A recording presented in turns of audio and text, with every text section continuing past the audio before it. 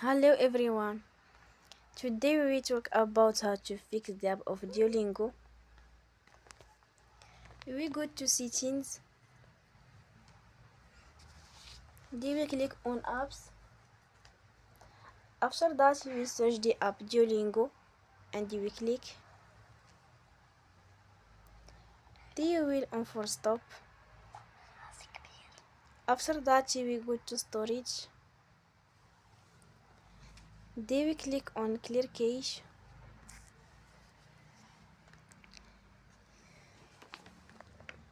In the end, turn off your phone and you will recharge your phone again. Don't forget to support us by like and subscribe. See you next time and thank you for watching.